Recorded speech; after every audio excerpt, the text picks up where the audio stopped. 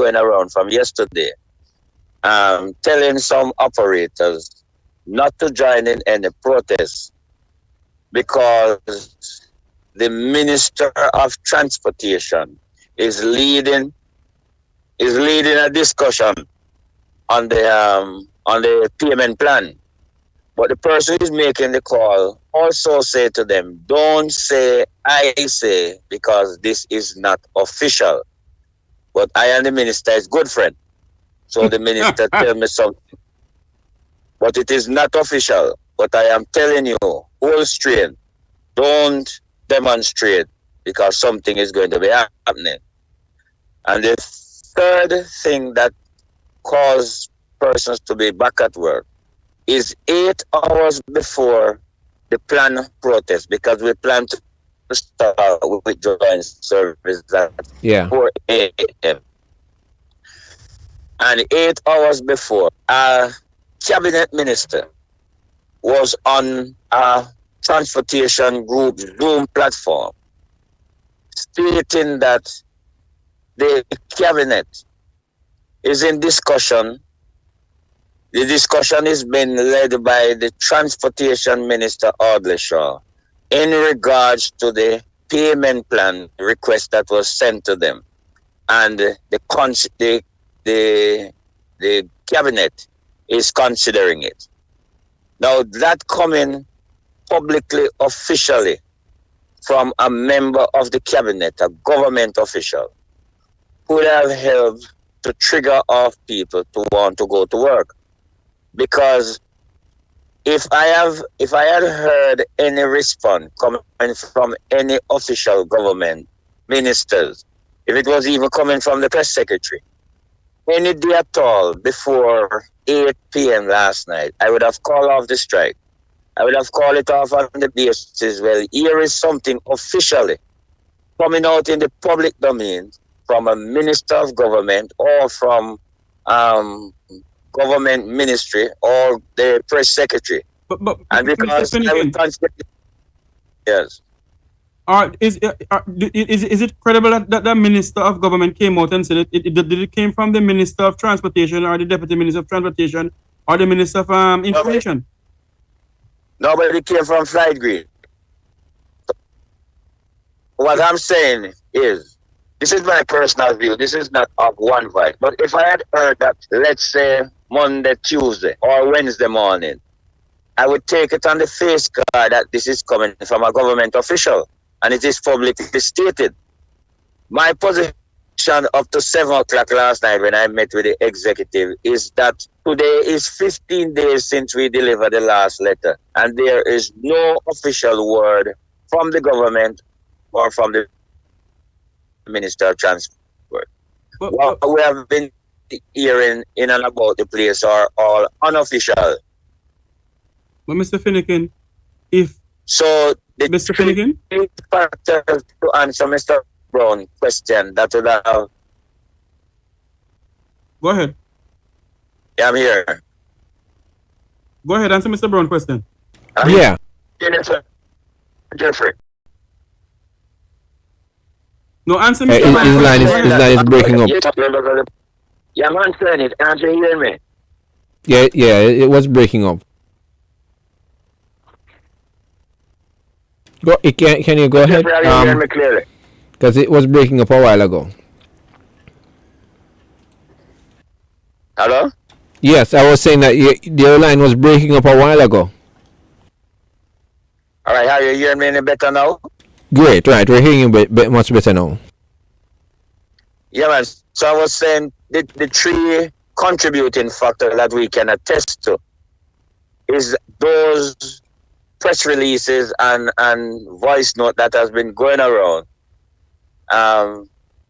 Other groups distancing themselves from any pending withdrawal of service. Yeah. And encourage this sector to hold strain, continue to working, because something is working out. The second one is that the minister came on last night at 8 o'clock and to say that the cabinet is actively discussing the issue. And the discussion is led by Minister Shaw. And they are seriously considering the payment plan. And then the third thing is, operative in the transportation sector has been calling persons that they know personally within the 14 parishes and telling them, and I quote, don't say I say, because this is unofficial. But I am a close friend of the minister, and the minister tell me I'm going to get a payment. The person hearing this, and remember, this would be the main reason why the withdrawal of service, because everybody is worried about losing their license. Yes, yeah. So if they hear these type of pronunciation going, the first thing come to their mind is that, well, something is going to work out. And so these things will have triggered them not to follow the stay home, the withdrawal of their service. Yes. Other factors that also, I have heard, I cannot attest to them, and so I don't want to repeat them. Right, and I also want to know, because some operators may also say that, boy, they never really hear, or it's quite sudden. You think that also was something because of the suddenness?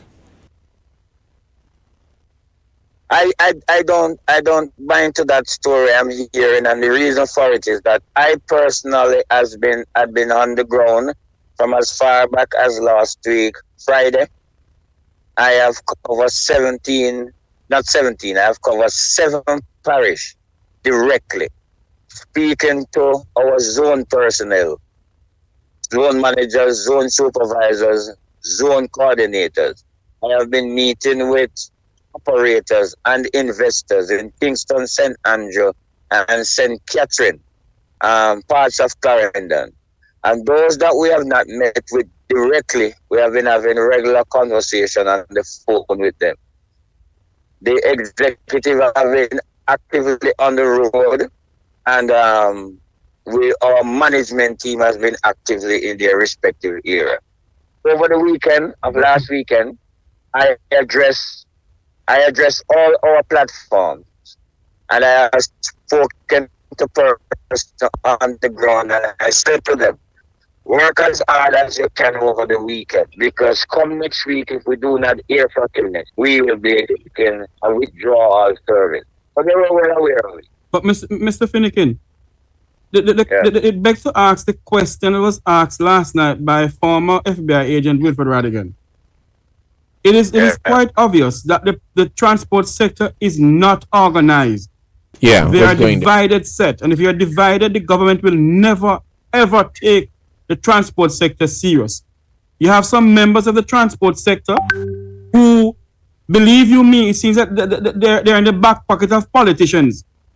So they will come out and disrupt anything. The question to you, Mr. Finnegan, is your group unorganized and a very organized group, sir? Well, it is very organized, but we still have a far way to go in the completion of the organization. But what we have been doing through the leadership of the executive is not sitting in an office or sitting somewhere and giving directive from the phone and on platforms and in social media. We have been meeting with the people on the ground. 1. 2 is, this is the only public transportation organization in the island of Jamaica that is set up by the people, owned by the people, and managed by the people. Every association we know of is either owned by an individual, a group of friends, or a family.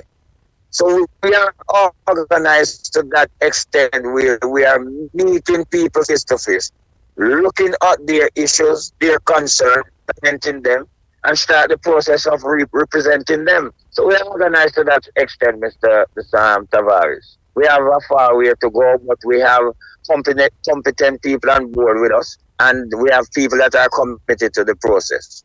One of the biggest problems we have is while we encourage our members on a daily basis to be respectful to every association and their leaders, no derogatory comment, no defaming comment, no disrespectful comment to any of them, we are not getting that from the other association. They have started to brand us as bullying the government, planning to hold the government and the country at hostage and bringing war to the government. So they have started to stigmatize us it is and let us very, look as if we are anti-government and It- we are out here warring, bringing Mr. a war Finnegan, to government, which we are not. Mr. Finnegan, it is very, very sad that Listen, it is very, very sad that the Transport Authority Development Sustainable Services, along with JATU, could not organize themselves properly along with you and say, you know, this show, let us have the interests of the bus and taxi drivers at heart. To me, and I will say this publicly, JATU and TADS only have their interests at heart. They don't have the bus and taxi operators' interests at heart. And it's very, very sad. It's a sad, sad, sad time in our country. Mr. Brown, Mr. Tavares, Mr. Brown, I'm go here. ahead. Yeah. hello? Go ahead. You can go ahead. If you You were look at making a this point. simple Go ahead. factor here that has been happening over the last couple of days into today. The One Voice Transportation Group has been publicly and continuously saying to our members, the fact that you all have numbers of outstanding tickets, the government through its agency, its agent and its operative, Mr. Kenute here, has publicly stated over a 3-week period up till now what is going to happen come December 1st. So we said to our members to avoid being in any confrontation with the police, being taken to court and pay the money, you go to prison, or go to court, pay the money, but you lose your license. Stay home while we are waiting on a response from government. So this is how we as a resistance saying to our members. The other group has been on television, radio, in the newspaper, telling the operators, go and get your printout, go to court and pay the money. When they know very well that if you go to court and you don't have the money, you're going to jail. If you have part of the money, the judge collect the money, collect your license, and you go to jail for the rest. If somebody come and pay the rest, the judge free you, but they take your license. And the other groups know this is happening and still encouraging their members. Even this morning they were telling them, go to court. I heard one of the leaders on the national newscast saying that when you go to court, ask the judge for a payment plan. I never know that judge was giving payment plan for outstanding ticket. And these are the type of hypocrisy that is going on from the other organization. And then they say they have the sector heart. How could you have the sector heart and encouraging your members to walk into a trap of spending Christmas and maybe New Year's in jail? We heard of an operator this morning, a busman. He was stopped somewhere in the Spanish Town Road and he was placed in handcuffs and taken to court. When he goes to court, the fine based on the amount of ticket.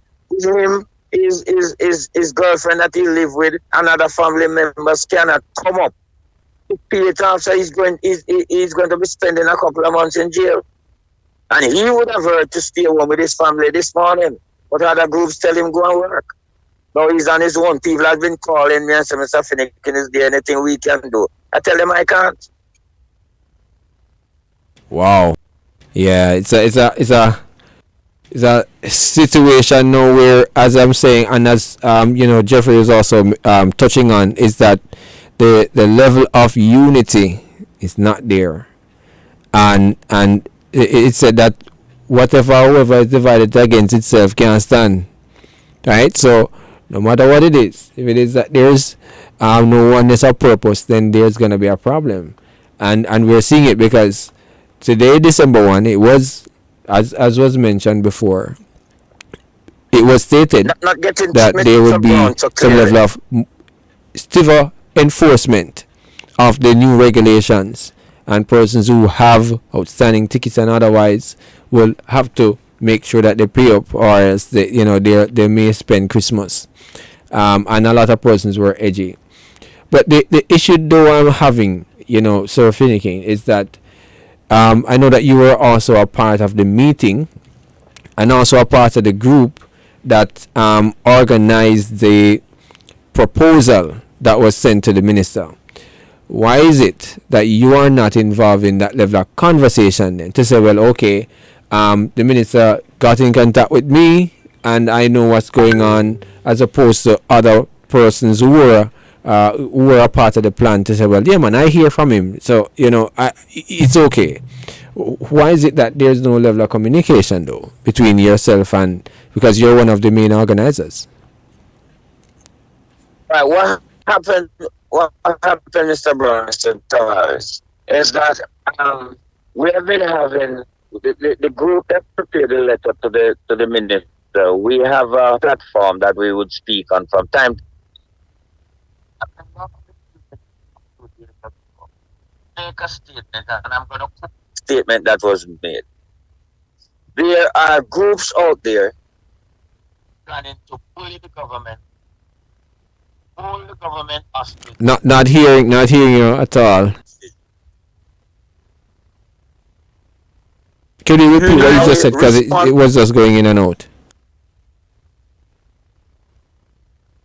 Do I need to repeat what I was saying? Yeah, sure, right. I'm hearing you now. You can go ahead and repeat. What I was saying is that we have a platform that we would speak on a daily basis. That's the group that prepared the letter that sent to the minister. Yes, yeah.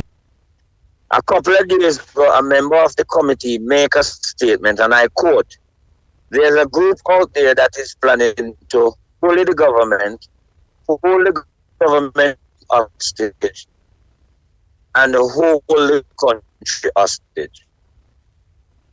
Every one of the members on the platform responded, but they responded either endorsing the statement or color-coding it. In other words, to tell it to brush over it, let it more brighter.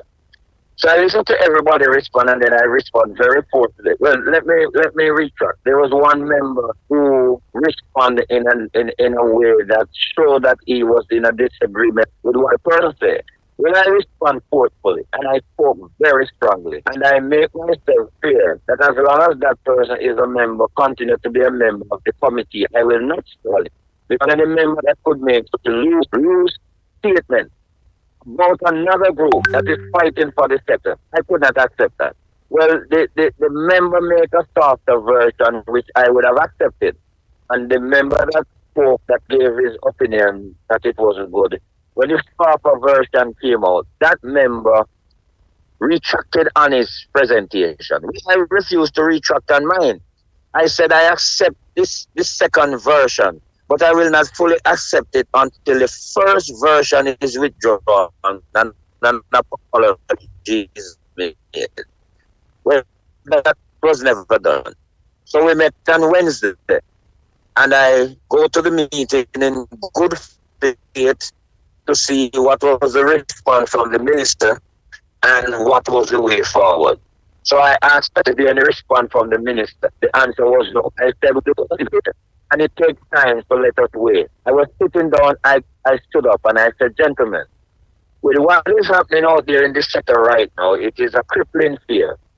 Our members, the operators are playing a cat and mouse game with the police. And those that are caught, they are taken before the court. And some have gone to do the 3 months. Others have lost their license even though they pay the money. And it is going to cripple the industry. And we all sit here around this table saying that we represent the public transportation sector.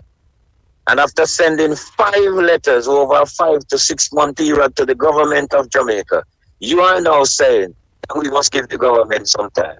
So I said to them, I have no interest in sitting with any committee that will treat the operators and investors in the public transportation sector in this way, instead of coming out in defense of the sector that is being oppressed and suffering. We are sitting here coming out in defense of the government. I wish to have no lot and part with none of you guys or with this committee. And I left the meeting.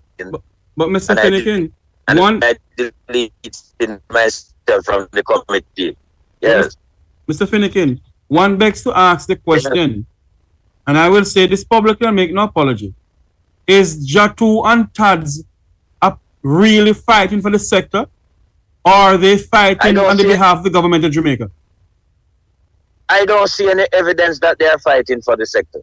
I don't see one evidence of it. And I will continue to say that. And that is the reason, Mr. Tavares and Mr. Brown, why I stepped out of that meeting yesterday at about 20 of 12. It was a question from the committee. There's no way I could put up myself for leadership, to bring a type of leadership to the public transportation sector, and at the same time sit it with a group of people who publicly state that they're out there defending the government, and while doing it is stigmatizing the group that is defending the sector. That is the worst part of it. If you think you have the right to defend the government and support the government, stand with me. Don't come tell the government that my group is planning to bully you and hold you hostage when there is no evidence, whether in action or in words or in writing or in pronunciation, that we are doing anything. Mr. Finnegan, it is the sole duty. It is the sole duty of the citizens of this country to get the government attention, whether by pulling off the road, whether by a peaceful demonstration or not. And it's full time. The transport sector take politics out of their business. They can't be PNP and JLP when they're running a business.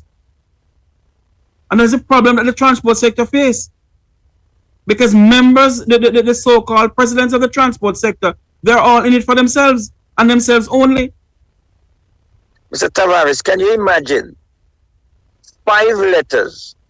We could not get an official response from government or any official person from government. And 8 hours before a planned withdrawal of service, a government official was on a public platform saying that cabinet is discussing the matter. We couldn't hear that. But the funniest thing, the question must be asked, why is it that the Minister of Transportation, Audley Shaw, along with his junior, J.C. Hutchinson, did not come out and address the bus and taxi operators? Why didn't the Prime Minister come and address the bus and taxi operators? What the Prime Minister did was to go to his conference and said he will not bow to any group in this country. And now, the person who came out, is he speaking on behalf of the government? Or is he speaking on behalf of himself to shut the bus and taxi operators up? Well, I can only stay speaking on behalf of the government because he came in the position of a government minister operating out of the office of the Prime Minister. Yes, but the fact of the matter is, he is not a part of the transport sector. Yes, he's a part of the cabinet, I agree. And whosoever accommodates him is as fool as him. I think that was a setup. I think it was a setup. But the bottom line of it, gentlemen, the majority of the executive of One Voice and the membership of One Voice is a bit discouraged and feel uncomfortable and believe that the sector have let them down. And I have been saying to them all morning, both on our platform, in the executive and individually, they must hold their head high and be proud of themselves that they take the unpopular vote, they take the unpopular decision by standing up for the sector. Nobody can say we sit in a meeting yesterday at 12 or 12:30 and defending government and giving government forever to determine whether or not they're going to give us our request. We came out, we stood up for the sector, and they must be proud of that. They must be proud to the extent that while others were sending directive from a platform, we were on the ground meeting with the operators and investors out there. And they must also be proud of the fact that no one across the world that has been calling so far has been calling and asking about the One Voice group in any negative way. All the calls I hear from morning is that people as far as Australia is saying that they have never heard of any group or individual stood up for the public transportation sector of Jamaica as this group that they are hearing on social media. And they are calling to find out who's this group, who's Mr. Finnegan. And I'm saying to my executive, Be proud of the stand that you take. I'm saying to the members of the One Voice movement, those that are at home, staying home with their family. A number of them send out pictures. They're working on their cars. They're washing their cars. One man sent a picture where he nailed a piece of board across his gate. The car can't come out. I am saying to them, you have done well. You are proving yourself that you are not willing or prepared to stand up to the foolishness of government or the foolishness and the dishonesty that we get coming from some of our leaders saying that they are representing us and they are looking out for us when they are looking out for themselves and the government of which they are sympathizer of. We don't have enough time, leave Mr. Finnegan. But you know something? Yes. The time has come for the public transport sector to wake up and find out for themselves who is with them and who is with government. It cannot be that you're a president of an organization and all you do is defend government when government is the servant of the people of this country, when government is a servant of the people of the taxi service, when government must listen to us. Why is it that we continue wanting boss, give me something to boss? The taxi men and women in this country must understand, and the government must understand also, that they have a flawed system. They are the cause of this now, not the busmen and taxi men.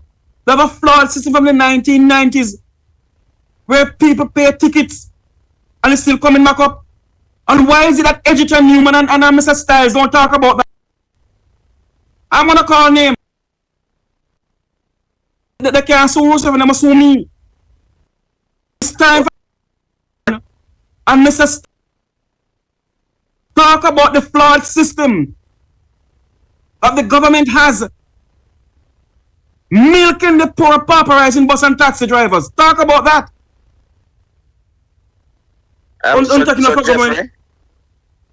Listen to me. So Tavares, Go ahead, sir. if you ever see and hear some of the derogatory, defaming, disrespectful things that is being said from the other platform about One Voice and about me, Mr. Finnegan, it is not good. Very, very bad. And the leaders over there can go as far depth, bringing down their own reputation that they don't even have, to destroy the reputation of an organization and another leader. It is very terrible what is happening over there this morning. Because But I say to the men of God, stay where you are. Because 1 second, Sir Tavar, because we call this withdrawal of service this morning. The next one will be calling us. I am sure that the real withdrawal of service is going to fall in place by itself. And then that time we will know who are the real leaders of the sector. Who are the real leaders that is standing up and defending the sector. I tell them don't worry themselves too much. Eat, drink, and be merry today. Because in a few days, the stay home, the withdrawal service will be calling the One Voice.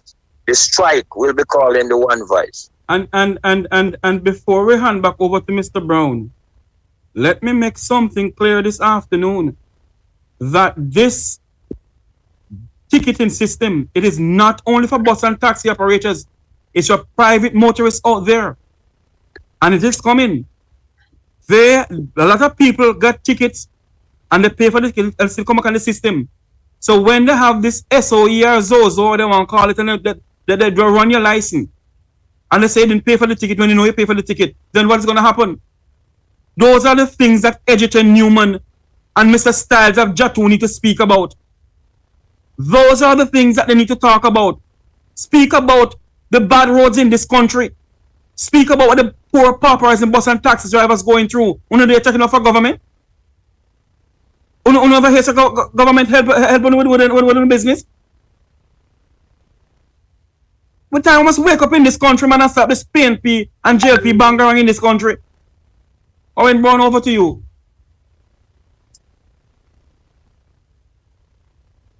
Owen?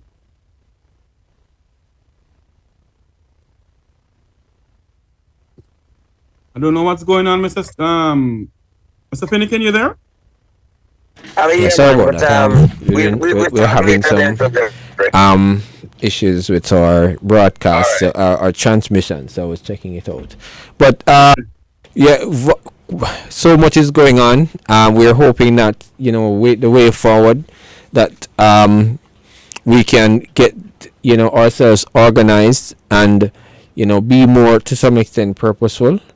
I'm not sure why is it that we have to be at this juncture, but if there's some level of discussion, there should have been some level of communication before now, to say, well, there is conversation to get this payment plan or whatever it is in place. So so much needs to be done, and we're hoping that at the end of the day there'll be some level of resolution and also unity because we don't want this level of division, one group saying this, one group saying that. It's not going to work, until there is a consensus. I think that, you have to work on that, in order to really be a force to reckon with when you're going to the table, especially when it comes down to government. So all the best, Sir Finnegan, and continue to as best as possible, build the platform and build the unity, and encourage the operators to do what they do best, and also not to be disruptive on the road either. All right, so I know it's a tough task at the end, so sometimes we might not have to deal with it, but do as best as possible as you can to rally the organization and see in the best interest, and I see that you're moving for the best interest of the operators. Yes, he is. He already left Owen because he had to leave the conversation. But Owen, I think we all know what is going on within the transport sector, especially with this. There's only one person have connection to the minister. And it is going around in a merry-go-round. And it's time for to stop this nonsense. The government will never take them seriously. Yeah. Well, you know what? We have because I want to kind of close off. We have DJ Daniel setting up, and we're gonna go to some music. But we wanna kind of close up because I definitely want to check what's happening with our system.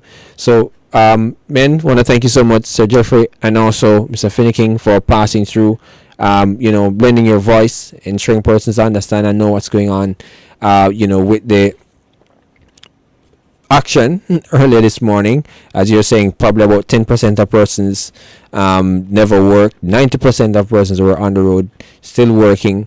There's something to be worked on, the level of unity with the transport organizations and the level of unity with transport operators, in order for the transport sector to be a force to reckon with. It can be, because we've seen evidence of it in the last strike, where the PSOJ said, guess what, they lost almost 50% of production. Billions of dollars were lost on that day. So there is power in unity, and there's power when it is that you are going in a certain direction. So there are things to work on, and it's just better from here. If we look at the problems alone, we sometimes not see the solution. So look forward to the solution, and we're hoping that there'll be a better organization of what's going on, and also the level of communication between whether government and otherwise to operators, because operators can be quite antsy, quite impatient. If you realize they can be quite impatient when they're trying for load, and a man a load before them want to try load too. So the level of they don't really have time for a wait. So I think there should be definitely more communication and conversation, and especially from the Minister of Transport with the organizations and also the operators, because that's lacking, and I think that's where the anxiety kicks in. And so Minister Shaw, step up, because what Minister Floyd Green said, I don't think that represented Minister Shaw, because he's not even in the Ministry of Transport.